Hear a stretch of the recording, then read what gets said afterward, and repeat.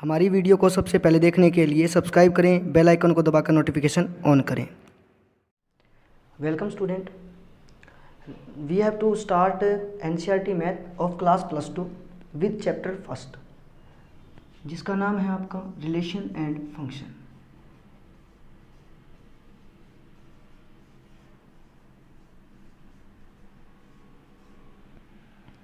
तो relation and function शुरू करने से पहले हमें ये पता होना चाहिए कि हमने जो प्रीवियस क्लास में इसी चैप्टर से रिलेटेड कुछ पढ़ा होगा, क्योंकि बेटा हर चैप्टर हर क्लासों के अंदर जो हम पढ़ते हैं वो पीछे से इंटरलिंक्ड होते हैं। तो हमने प्रीवियस क्लास में थोड़ा सा इसके बारे में कुछ पढ़ा था जो हमारे लिए इसके लिए क्या है इम्पोर्टेंट है। तो सबसे पहले हमने सेट के बारे में पढ़ा था, सेट होता क्या है, कितने टाइप के बनते हैं, सबसेट क्या होता है, ये सब कुछ हमने किस में पढ़ा है, 11th क्लास में। तो अब हम थोड़ा सा 11th क्लास में जो हमने कुछ इससे रिलेटेड जो पढ़ा है उसके बारे में थोड़ा सा दोबारा से रिकॉल करेंगे। तो सबसे पहला टॉपिक आता है अपना ordered pair.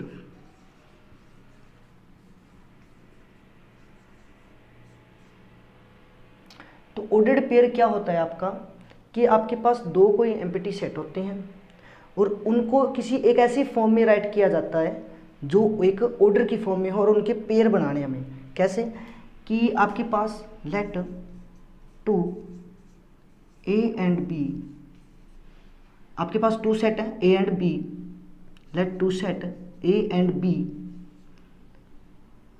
Having non zero elements. या फिर आप क्या कह सकते हो कि आपके पास दो सेट हैं जो नॉन एम्प्टी हैं, मतलब उनके अंदर कुछ ना कुछ क्या है एलिमेंट है। तो मैंने लेट किया कि सेट ए के अंदर ए एलिमेंट बिलोंग करता है एंड सेट बी के अंदर स्मॉल बी एलिमेंट बिलोंग करता है। ए एलिमेंट आपका सेट ए के अंदर है, बी एलिमेंट आपका सेट बी के अंदर है, then an element in the form of A, B is ordered pair.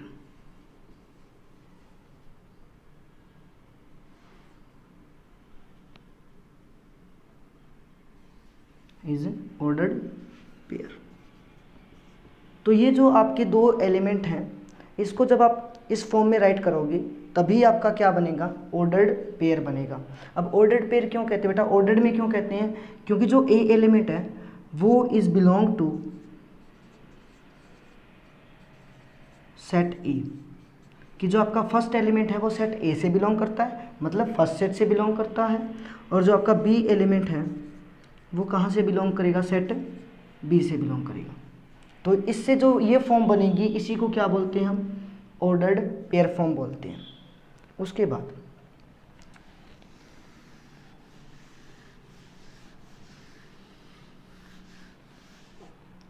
आता है बेटा Cartesian product of two set. Cartesian product of two sets, कि हमें क्या करना है, कोई भी दो सेट की आपस में प्रोडक्ट करनी है। तो उनकी प्रोडक्ट किस तरह से की जाती है, होता क्या है ये, it is the set of all ordered pair.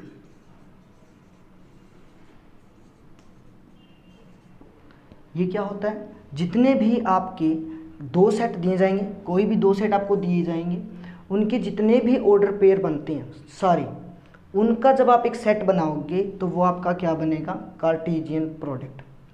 इसको डिनोट किससे किया जाता है, इट इज डिनोटेड बाय आपके पास लेट करना पड़ेगा, आपके पास सेट 2 है, set A and set B, let set A and set B. तो उनकी जो कार्टेशियन प्रोडक्ट होगी वो किस तरह से डिनोट की जाएगी, ए क्रॉस बी से। यदि आपके पास सेट ए है, सेट बी है, तो उनकी जो कार्टेशियन प्रोडक्ट है वो ए क्रॉस बी से डिनोट की जाएगी। अब ए एंड क्रॉस बी में आपके एलिमेंट किस फॉर्म में होंगे, ऑर्डर्ड पेयर के अंदर।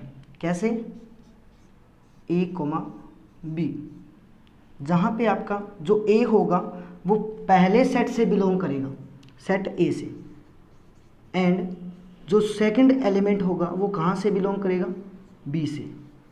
और ये कौन सी फॉर्म हो गई अब, रोस्टर फॉर्म। तो मैंने क्या किया, उस कार्टेशियन प्रोडक्ट को किसकी फॉर्म में लिख दिया, रोस्टर फॉर्म में। तो ये क्या होता है बेटा आपका कार्टेशियन प्रोडक्ट। जैसे कि एग्जांपल लेते हैं हम कि आपके पास सेट ए है जिसमें 2 एलिमेंट हैं 1, 2, एंड सेट बी है आपके पास जिसमें एलिमेंट है आपके पास 3, 4 एंड 5। तो आपको क्या निकालना है, ए क्रॉस बी निकालना है, मीन्स कार्टेशियन प्रोडक्ट। तो हम क्या करेंगे, हमें पता है कि कार्टेशियन प्रोडक्ट क्या होती है, set of all ordered pair. इसके जितने ऑर्डर्ड पेयर बनेंगे उनको एक सेट की फॉर्म में लिख देंगे। तो सबसे पहले हम क्या करेंगे, फर्स्ट एलिमेंट हम फर्स्ट सेट से उठाएंगे और सेकंड एलिमेंट हम कहाँ से उठाएंगे, सेकंड सेट से।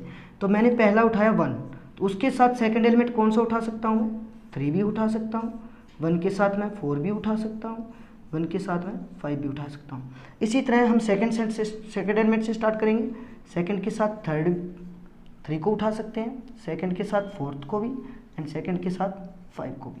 तो ये सारे क्या बनेंगे, आपके ऑर्डर्ड पेयर बनेंगे। जब मैं इनको क्या कर देता हूँ, एक सेट की फॉर्म में लिख देता हूँ, तो ये आपकी क्या बन जाएगी, ए cross B.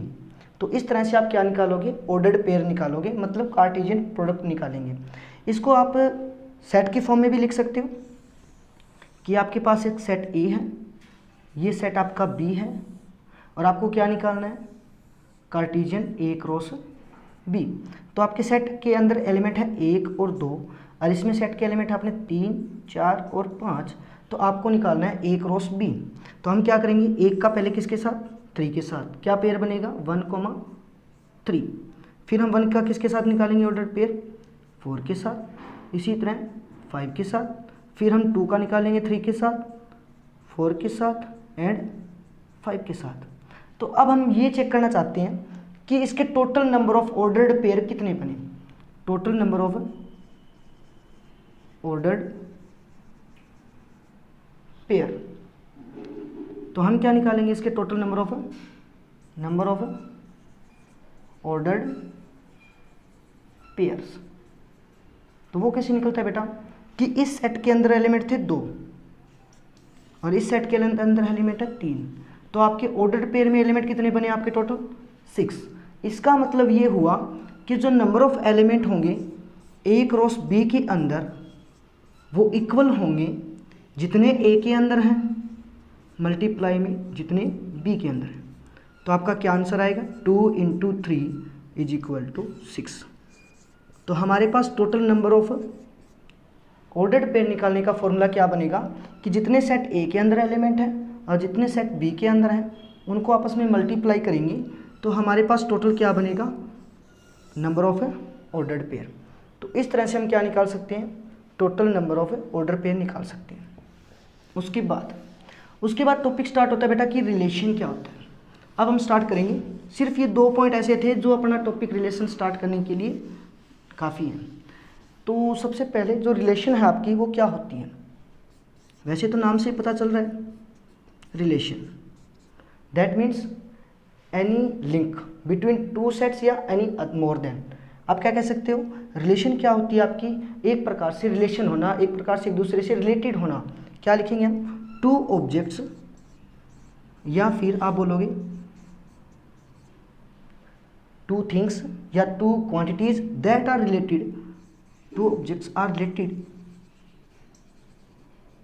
To each other with some link, कि वो एक दूसरे के साथ किसी लिंक से जुड़े होंगे, तब उनको क्या बोलेंगे हम, उनके बीच में क्या है, एक रिलेशन है।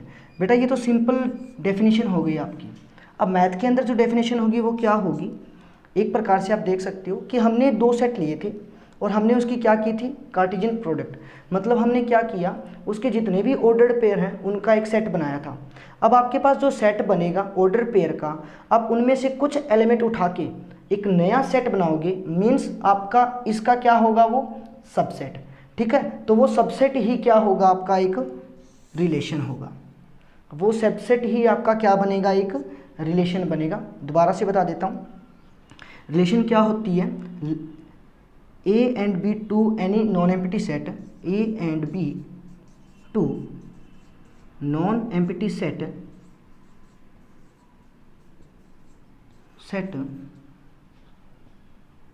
then any subset of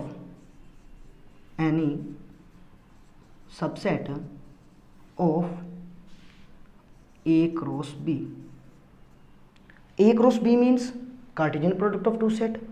उन कार्टेशियन प्रोडक्ट का कोई भी सबसेट आपका हो तो वो आपका क्या होगा, रिलेशन होगा। Then it is a relation. हमने ए क्रॉस बी निकाला है तो ए से बी, मतलब it is a relation from set A to B. इसको कैसे बोलेंगे हम कि हमें एक सेट सबसेट मिला ए क्रॉस बी का, और हमने वो सबसेट ही क्या कहलाएगा आपका, रिलेशन। तो क्या बोलेंगे, it is a relation from set A to B. कहाँ से कहाँ, ए टू बी की तरफ। यदि मैं इसको बी क्रॉस ए लिखता हूँ तो क्या बोलूँगा, it is a relation from set B to set A. तो ये था आपका रिलेशन। जैसे एग्जांपल लेते हैं हम कि अभी आपने एक सेट लिया था, जैसे ए सेट लिया था आपने 1, मान लो उस सेट के अंदर एक ही एलिमेंट आपका, एंड सेट बी के अंदर आपके 2 एलिमेंट हैं। तो मैंने क्या किया, सिर्फ इसमें से एक रिलेशन निकाली। क्या रिलेशन निकाली कि 1 का 2 के साथ और या 1 का 3 के साथ। तो मैंने पहले इसके जितने भी ऑर्डर्ड पेयर हैं ए क्रॉस बी निकाल दिया मैंने। ए क्रॉस बी निकालेंगे कैसा, 1 के साथ 2 एंड 1 के साथ 3। तो इसके सिर्फ ऑर्डर्ड पेयर में 2 ही सेट बनेंगे, 2 ही एलिमेंट बनेंगे आपके ए क्रॉस बी के अंदर। अब मैं क्या करता हूँ, इसमें से एक एलिमेंट उठाता हूँ, जैसे कि 1 एंड 2, जो कहाँ बिलोंग करता है आपका, ए क्रॉस बी के अंदर बिलोंग करता है। इसका मतलब जब मैं इसको सेट बनाऊँगा, मैंने इसको नाम दे दिया पी सेट, जिसके अंदर एक ही एलिमेंट आपका 1, 2। बेटा एक कंप्लीट ऑर्डर पेयर आपका एक एलिमेंट बनता है। तो ये एलिमेंट P के अंदर है, इसका मतलब P आपका क्या होगा, एक सबसेट होगा A क्रॉस B का। Then it is a relation. कहाँ से कहाँ तक, A से B तक। तो रिलेशन के बारे में क्या पता चला आपको कि रिलेशन क्या होती है, एक प्रकार का सबसेट होता है जो A क्रॉस B से निकलता है। अब हम देखेंगे कि उसके अंदर आपकी नंबर ऑफ सबसेट कितने बनेंगे। उससे पहले, नंबर ऑफ सबसेट से पहले हम क्या करते हैं कि इसके डोमेन और रेंज के बारे में बात कर लेते हैं। तो सबसे पहले हम इसके डोमेन और रेंज के बारे में बात करेंगे। तो लेट मैंने एग्जांपल लिया एक और कि आपके पास ए है 1 एंड 2 एंड बी सेट आपके पास है 3, 4। तो ए क्रॉस बी क्या बनेगा आपके पास, 1 के साथ 3 एंड 1 के साथ 4, 2 के साथ 3 एंड 2 के साथ 4। तो ये आपका क्या बनेगा, ए क्रॉस बी बनेगा। मैंने रिलेशन एक प्रकार से डिफाइन किया। क्या डिफाइन किया कि both numbers are even, both numbers are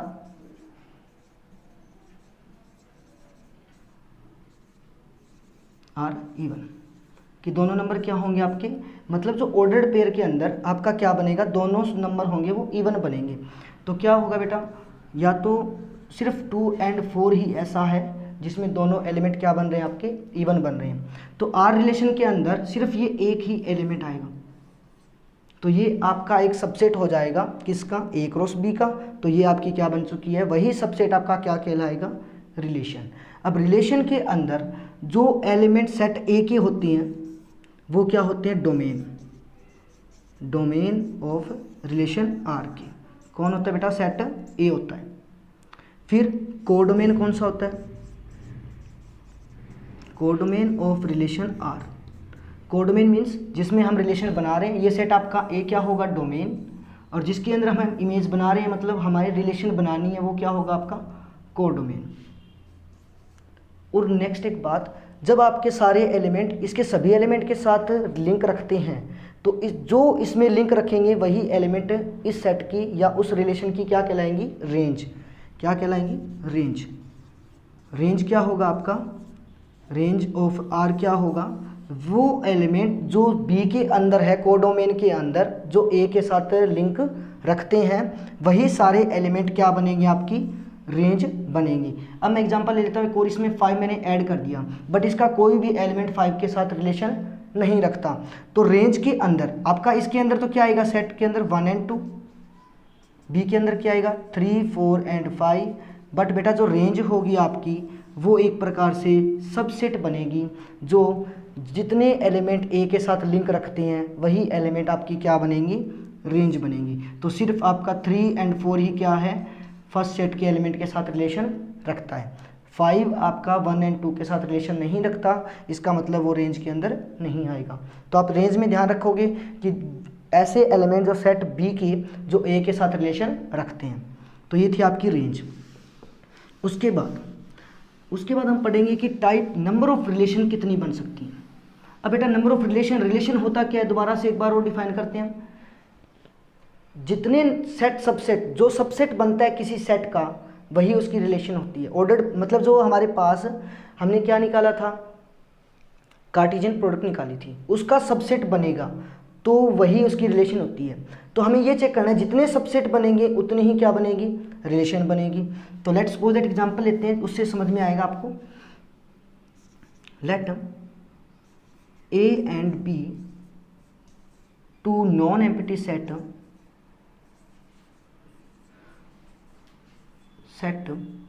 having element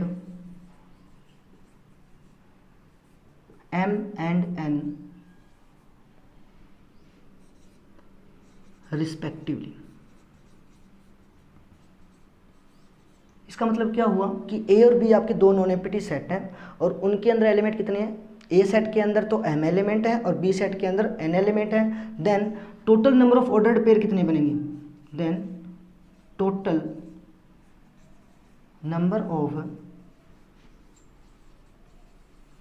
ordered pairs कितने होंगे, total number of ordered pair कितने होंगे बेटा, कि जितने एलिमेंट ए के अंदर है उतने जितने एलिमेंट बी के अंदर है उन दोनों की जब मल्टीप्लाई करते हैं तो जो रिजल्ट आता है उतने ही क्या बनेंगे, ऑर्डर्ड पेयर बनेंगे। इसका मतलब m गुना n कितना हो जाएगा, mn। इसका मतलब जब आप a क्रॉस b निकालोगे तब आपके पास total number of ordered pair कितने बनेंगे, mn बनेंगे। देन अब किसी सेट के अंदर आपका जो a क्रॉस b आएगा उसमें इतने एलिमेंट है m गुना n, तो आपको उसके नंबर ऑफ सबसेट निकालने हैं। नंबर ऑफ सबसेट कितने होंगे उसके, फिर नंबर ऑफ सबसेट। तो हमने ये पिछली क्लास में पढ़ा था, किसी सेट के अंदर n एलिमेंट है, किसी सेट के अंदर n एलिमेंट है तो उसके टोटल नंबर ऑफ सबसेट कितने बनेंगे, 2n। उसके अंदर टोटल नंबर ऑफ सबसेट कितने बनेंगे, जितने उसके अंदर एलिमेंट हैं उसकी 2 की पावर में ले जाएंगे। तो टोटल नंबर ऑफ सबसेट कितने बनेंगे, 2 की पावर, इसमें कितने एलिमेंट हैं, mn। तो ये इतने आपके क्या बनेंगे, उस ए क्रॉस बी के नंबर ऑफ सबसेट बनेंगे। और जितने सबसेट बनेंगे उतने ही नंबर ऑफ क्या होती हैं आपकी, रिलेशन। नंबर ऑफ रिलेशन कितनी बनेगी फिर आपकी, 2m n। उस ए क्रॉस बी के जितने नंबर ऑफ सबसेट बनेंगे उतने ही आपके नंबर ऑफ रिलेशन बनेंगे। इसको एग्जांपल से समझते हैं कि आपके पास एक सेट है ए जिससे एलिमेंट सिर्फ ही 1 है आपके पास, एंड सेट बी है आपके पास, उसमें एलिमेंट है आपके पास 3। तो अब हम क्या निकालते हैं, ए क्रॉस बी निकालते हैं। क्या आएगा, 1 और 2 एंड 1 और 3। तो अब आप क्या कर सकते हो, इसमें टोटल नंबर ऑफ रिलेशन निकालनी है आपको। तो टोटल नंबर ऑफ रिलेशन क्या होगी आपकी, कि या तो एक भी एलिमेंट ना हो, R0 रिलेशन के अंदर एक भी एलिमेंट ना हो, या उस रिलेशन में एक एलिमेंट हो, या उस रिलेशन में 2 एलिमेंट हो। तो इस प्रकार से आपकी, वैसे तो आपको दिखाई दे रही है 3 रिलेशन, बेटा ये 3 रिलेशन के अंदर भी कुछ अलग अलग रिलेशंस बन सकती हैं। जैसे 0 का मतलब क्या होगा कि उसमें एक भी एलिमेंट नहीं है, इसका मतलब वो एक ही रिलेशन बनेगी। बट रिलेशन के अंदर एक एलिमेंट होना चाहिए, या तो आप 1 2 को उठाओगे या फिर आप 1 3 को उठाओगे। इसका मतलब इसमें टोटल कितनी रिलेशन बनी आपकी, 2 रिलेशन, क्योंकि आपने कहा कि रिलेशन में सिर्फ एक एलिमेंट होना चाहिए। आप इसको उठाओगे तब आपका एक सबसेट बनेगा, 1 3 को उठाओगे तब आपका एक सबसेट बनेगा। तो आपके पास टोटल कितनी होगी इसमें रिलेशंस, 2। अब R2 का मतलब क्या होगा कि आप केवल कितने रिलेशंस उठा रहे, कितने उठाओगे, दोनों इकट्ठे। बेटा एक बात ध्यान रखना, ये ऑर्डर्ड पेयर में होते हैं, आप इसको आगे पीछे लिखोगे तो सेट के अंदर वो काउंट नहीं किया जाता। तो आपके सिर्फ ये एक ही टाइप बनेगा कि आप दोनों को इकट्ठा उठा लो। तो आपके पास टोटल रिलेशन कितनी बनी, 1 + 2 + 1, टोटल कितनी रिलेशन होगी बेटा, 4।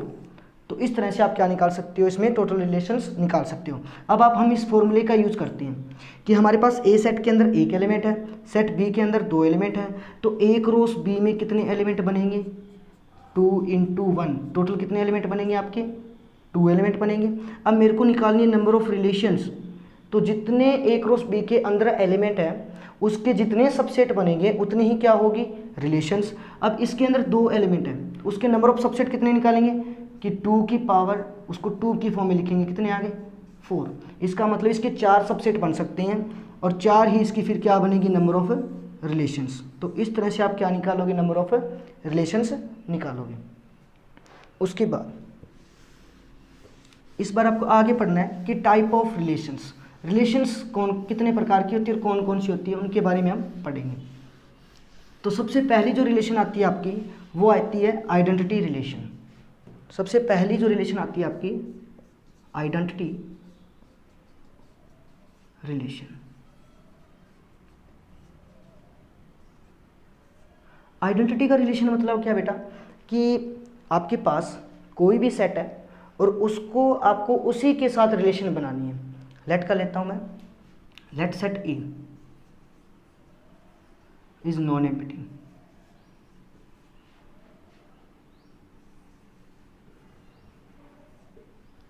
then we have to find a relation, that relation is identity relation। तो हम क्या करेंगे, सेट ए के ऊपर और ए के साथ ही क्या निकालना है, हमें रिलेशंस निकालना है। तो वो आइडेंटिटी रिलेशन क्या होगी, if every element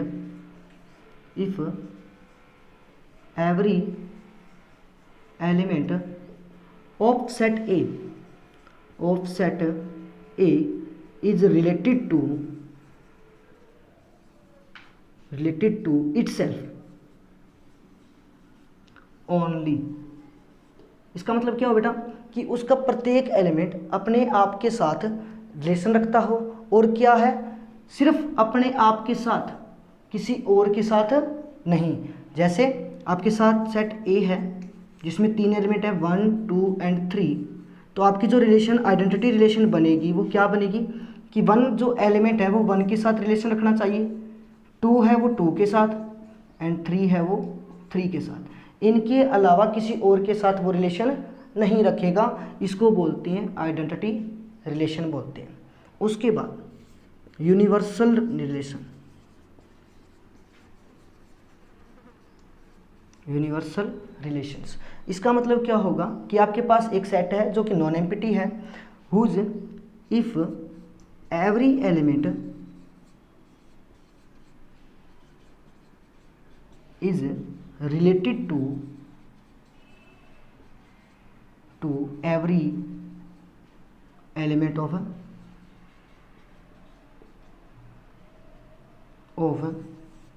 set A। यहाँ आप एवरी की जगह ईच भी यूज कर सकते हो। If each element is related to every element of set A, कि सेट ए का एलिमेंट, कोई भी एलिमेंट उसके सभी एलिमेंट के साथ क्या रखना चाहिए, रिलेशन रखना चाहिए, उसी को बोलेंगे यूनिवर्सल रिलेशन। जैसे एग्जांपल कि सेट ए आपके पास जिसमें 1 एंड 2 एंड 3 है और आपको इसी का रिलेशन किसके साथ निकालना है, ए के साथ ही निकालना है। इसका मतलब टोटल नंबर ऑफ जो रिलेशन में जो होंगे वो कितने बनेंगे, कि इसका प्रत्येक एलिमेंट इसके प्रत्येक एलिमेंट के साथ रिलेशन रखना चाहिए, कि 1 के साथ भी रिलेशन रखिए, 1 2 के साथ भी रखिए, 1 3 के साथ भी। इसी तरह 2 आपका 1 के साथ भी रखेगा, 2 के साथ भी रखेगा और 2 3 के साथ भी रखेगा, 3 1 के साथ भी, 3 2 के साथ भी एंड 3 3 के साथ भी। आप इसको क्या कह सकते हो, जितने भी ऑर्डर्ड पेयर बनेंगे वो सारे उसके अंदर होने चाहिए, all ordered pair, that is a universal relation, and relation in which all ordered pair are occur, so it is called universal relations। उसके बाद एम्प्टी रिलेशन या फिर void रिलेशन, इस बार पढ़ेंगे।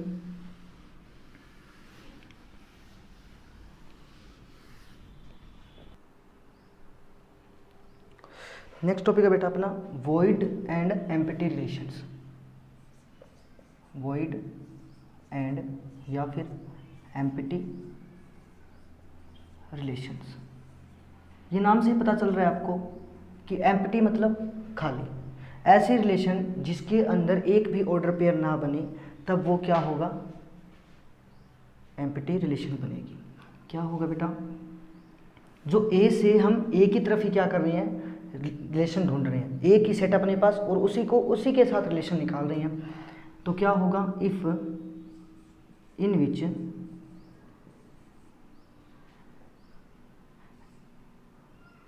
Any element of set A have no relation या no relation with any element of a set A, कि आपके पास set ए की कोई भी एलिमेंट की रिलेशन किसी उसी के सेट के साथ एलिमेंट ना हो, मतलब उसके साथ रिलेशन ना बने, तब वो रिलेशन क्या होगी आपकी, एम्प्टी रिलेशन या फिर हम बोलेंगे वॉइड रिलेशन। और इस टाइप की रिलेशन को, जैसे मैंने ए के साथ रिलेशन निकाली थी, तो हम क्या करेंगे, ए क्रॉस ए निकालेंगे। तो ये क्या आएगा, एक प्रकार से ऑल ऑर्डर्ड पेयर आ चुके होंगे और हमारे पास जो रिलेशन होगी उसमें एक भी एलिमेंट नहीं है, कि आपका ए सेट का एलिमेंट उसके किसी भी एलिमेंट के साथ रिलेशन नहीं रखता है, तब वो क्या बनेगी, एम्प्टी रिलेशन बनेगी।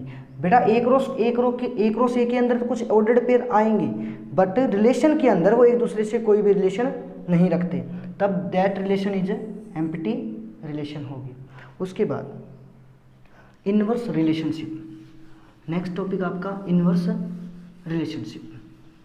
अब इनवर्स का मतलब क्या बेटा, उल्टा। इनवर्स रिलेशनशिप, तो इसमें क्या होता है कि आपके जब आर एक रिलेशन है जो ए से बी से रिलेट करती है, if R is a relation from set A to B, set A to B, then inverse of R जिसको हम किससे नोट करेंगे, आर इनवर्स से, इज रिलेशन फ्रॉम, जो ए से बी थी आर, तो आर इनवर्स क्या हो जाएगी, बी से ए की तरफ, from set B to E, B to क्या होगा, ई। तो आपके पास एक आर रिलेशन थी, वो सेट ए से बी थी, तो उसका इनवर्स क्या होगा कि रिलेशन आपकी कहाँ से कहाँ हो जाएगी, बी से ए में हो जाएगी। तो वो रिलेशन आपकी क्या कहलाएगी, इनवर्स रिलेशंस। जैसे आपके पास एक रिलेशन है, आपके पास ए सेट है 1 and 2 एंड सेट बी है आपके पास 3 and 4। तो मैंने एक रिलेशन ली, क्या लिया मैंने कि both elements are even. Suppose that मैंने क्या लिया, बोथ एलिमेंट्स आर इवन। तो आपके रिलेशन के अंदर कौन से एलिमेंट आएंगे कि फर्स्ट एलिमेंट ए से होना चाहिए, सेकंड एलिमेंट बी में होना चाहिए, और दोनों के दोनों इवन, सिर्फ एक ही ऑर्डर पेयर आपका बनता है। तो बेटा जो आर इनवर्स होगा वो क्या होगा, जस्ट आपको सेट बी का एलिमेंट आगे लिख देना है और सेट ए का एलिमेंट पीछे। तो क्या रिलेशन बनेगी, 4 and 2। तो ये आपका क्या आएगा, आर इनवर्स आएगा। जिस तरह से आप आर निकालोगे तो उसके अंदर क्या होता है कि a element a comma b such that a belongs to A and b belongs to B. इस टाइप के जितने भी ऑर्डर पेयर जो रिलेशन रखते हैं वो रिलेशन आर में आएंगे, और हम क्या करेंगे, जस्ट इसके ऑर्डर को चेंज करेंगे, बी एंड ए।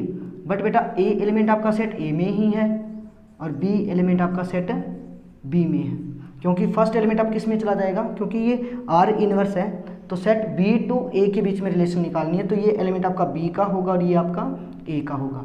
तो हम जस्ट उसको क्या कर देंगे, रिवर्स ऑर्डर में लिख देंगे, तो आपका क्या आ जाएगा, आर इनवर्स आ जाएगा। अब आप एक चीज़ ध्यान रखोगे कि जो आर इनवर्स का, आर का जो डोमेन था, आर का जो डोमेन है बेटा, वो आर का डोमेन क्या होगा इसके हिसाब से कि आपने किस एलिमेंट से रिलेशन बना रहे हो, ए से, तो आपका डोमेन क्या होगा, ए। आर का डोमेन क्या होगा, ए। बट जो आर इनवर्स का है, जो रेंज होगी वो किस सेट में होगी, फिर ए में। तो इसका मतलब जो आर की डोमेन है वो आर इनवर्स की क्या होगी, रेंज बनेगी। और आर इनवर्स की जो रेंज है, आर की जो रेंज है वो डोमेन बनेगी किसकी, आर की। तो ये आप नोट रखोगे कि आर की जो डोमेन है वो आर इनवर्स की रेंज होती है, और रेंज आर की वो क्या होती है, आर इनवर्स की डोमेन होती है। उसके बाद नेक्स्ट टाइप आता है आपका reflexive relation. Reflexive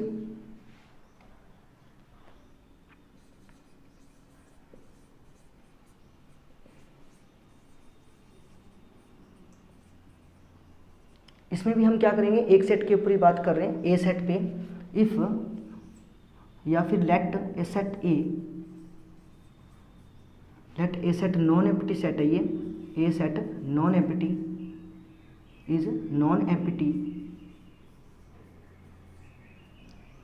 whose every element is related to itself, whose every element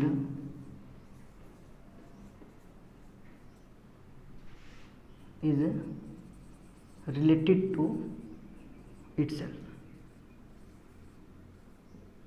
तो उसका प्रत्येक एलिमेंट खुद के साथ तो रिलेशन रखना चाहिए, तो दूसरे के साथ भी वो रख सकता है, बट हमें वो एलिमेंट चाहिए सिर्फ जो कि खुद के साथ ही रिलेशन रखें। बट बेटा हमने एक आइडेंटिटी रिलेशन भी पढ़ा था, आइडेंटिटी रिलेशनशिप। उसमें क्या था कि जो रिलेशनशिप है वो केवल अपने साथ ही बनाए। बट रिफ्लेक्सिव में क्या है बेटा कि एक ऐसा सेट जिसमें क्या होगा कि एवरी एलिमेंट अपने आप के साथ तो रिलेशन बना रहा है, बट वो दूसरे के साथ भी बना सकता है। ठीक है, तो इसमें सिर्फ हमें ये देखना है कि वो रिफ्लेक्सिव है या नहीं। रिफ्लेक्सिव के लिए उसका प्रत्येक एलिमेंट खुद के साथ रिलेशन रखना जरूरी है, और उसके ज़्यादा भी वो क्या कर सकता है, रिलेशन रख सकता है। जैसे एग्जांपल लेते हैं, सेट ए के अंदर आपके पास क्या है 1,2 रिलेशन आर के अंदर, एंड 1,3 एंड 1,1 एंड 2,2 एंड 3,3।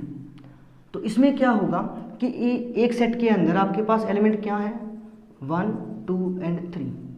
तो आपको क्या देखना है कि ये रिफ्लेक्सिव है या नहीं।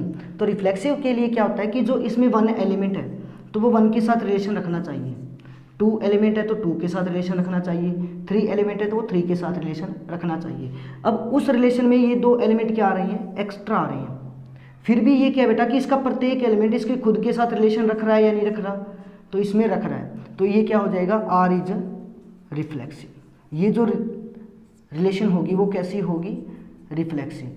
बट बेटा जो आइडेंटिटी होती है उसमें क्या होती है कि उसके प्रत्येक एलिमेंट के सिवा और किसी के साथ वो रिलेशन ना बनाए, बट इसमें इसने अलग के साथ भी रिलेशन बना रख सकी है। तो इसका मतलब रिफ्लेक्सिव सिमेट्रिक आपकी क्या होती है, जो आइडेंटिटी रिलेशन होती है वो आपकी रिफ्लेक्सिव हो सकती है, बट रिफ्लेक्सिव आपकी आइडेंटिटी नहीं होगी, कन्वर्स नॉट ट्रू। तो आप ध्यान रखोगे कि आइडेंटिटी रिलेशनशिप जो रिलेशन होती है वो हमेशा रिफ्लेक्सिव बनेगी, बट रिफ्लेक्सिव कभी भी आइडेंटिटी बने या ना बने ये डिपेंड करता है रिलेशन पर कि हमने किस प्रकार की रिलेशन ली है। उसके बाद इसको नोट कैसे करते हैं कि आपके पास ए एलिमेंट आपने सेट ए से लिया सच दैट, और ये फॉर एवरी एलिमेंट कि such that A related to itself, कि ए आपका ए के साथ, ये किस तरह से रिप्रेजेंट किया जाता है रिलेशन को कि वो एलिमेंट उसी के साथ क्या होगा, रिलेटेड होगा। For all every element A belong to set A, कि आपके जितने भी एलिमेंट्स हैं सेट ए के वो अपने आप के साथ क्या होना चाहिए, रिलेशन रखना चाहिए, तब वो रिलेशन क्या होगी आपकी, रिफ्लेक्सिव। उसके बाद तो ये रिप्रेजेंट करने का तरीका था बेटा ए आर ए, कि हम रिलेशन में एलिमेंट को किस तरह से रिप्रेजेंट करेंगे। उसके बाद आता है आपका सिमेट्रिक रिलेशनशिप मीन्स रिलेशन। इसमें क्या होता है, ए सेट आपके पास नॉन एम्प्टी सेट है, उसका जो एक एलिमेंट है वो सेट बी के साथ रिलेशन रखता है, तो आपको बताना है कि बी भी ए के साथ रिलेशन रखेगा, मतलब जस्ट उल्टा भी उसको रिलेशन रखना जरूरी है। If A element if A is an element of set A is related to element B, then B is also related to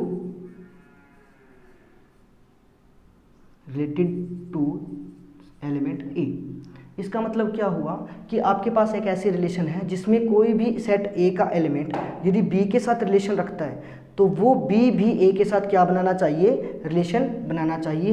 इसको रिप्रेजेंट कैसे करेंगे कि आपके पास ए एंड बी रिलेशन के अंदर हैं तो सच दैट आपका बी ए भी किसके अंदर होना चाहिए, रिलेशन के अंदर होना चाहिए।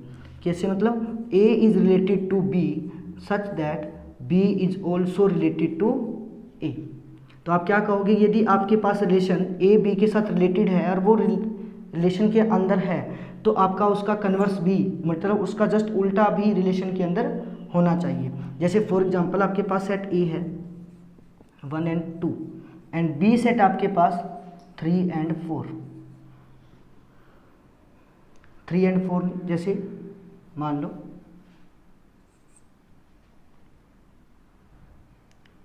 2 and 3, तो आपका जो रिलेशन बनेगा वो क्या बनेगा, जितनी भी ऑर्डर पेयर मान लेते मैंने सभी ऑर्डर पेयर लिख दिए, 1 का 2 के साथ, 1 का 3 के साथ, 2 का 1 के साथ एंड 2 का किसके साथ, 2 के साथ एंड 2 का 3 के साथ और एक एलिमेंट वो ले लेते हैं 1, तो क्या होगा 1 का 1 के साथ और 1 का 2 का 1 के साथ। तो मैंने इस तरह से एक रिलेशन ली है बेटा जिसमें इतने सारे ऑर्डर्ड पेयर हैं वो सभी मैंने राइट कर लिए एक बार। तब आपको ये बताना है कि ये सिमेट्रिक है या नहीं। तो आपको क्या चेक करना है कि every element of set A is related to B then all element of B is also related to A. जैसे कि 1 एलिमेंट है वो 1 2 के साथ रिलेशन रखता है तो क्या 2 भी 1 के साथ रख रहा है, 1 2 के साथ है तो 2 भी आपका 1 के साथ रखना चाहिए। इसी तरह 1 आपका 3 के साथ रख रहा है तो क्या 3 भी 1 के साथ रख रहा है, 3 1 के साथ नहीं रख रहा, इसका मतलब इज नॉट ए सिमेट्रिक। क्या होना चाहिए कि यदि एक एलिमेंट दूसरे के साथ रिलेशन रखता है तो दूसरा भी उसी के साथ क्या होना चाहिए, उल्टा रिवर्स में रिलेशन रखना चाहिए। जैसे एक और रिलेशन लेते हैं कि 1 2 के साथ रिलेशन रखता है और 2 1 के साथ, 1 3 के साथ और 3 1 के साथ। इस टाइप की रिलेशन क्या होगी आपकी सिमेट्रिक बनेगी। क्या कि इसमें फर्स्ट एलिमेंट है वो सेकंड के साथ रिलेशन रखता है और सेकंड एलिमेंट आपका फर्स्ट के साथ रिलेशन रख रहा है। इसी तरह फर्स्ट एलिमेंट थर्ड के साथ रिलेशन रखता है और थर्ड फर्स्ट के साथ, तो ये आपकी क्या बनेगी, रिफ्लेक्स सिमेट्रिक। सिमेट्रिक में क्या होता है कि A related to B then B is also related to A. तो ये था आपका सिमेट्रिक। उसके बाद ट्रांजिटिव, थर्ड आपकी आती है जो लास्ट आपकी, थर्ड नहीं बेटा सिक्स्थ। तो आपकी जो नेक्स्ट है ट्रांजिटिव रिलेशन। ट्रांजिटिव रिलेशन में क्या होता है कि if any element of set A, if any element of set A is related to B and B is related to A नहीं बेटा C, B is related to C, then A is also related to C।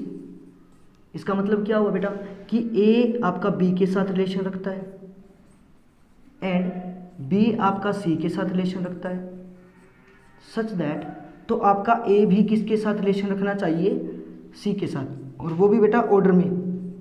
तब वो relation आपकी क्या बनेगी, transitive relations बनेगी।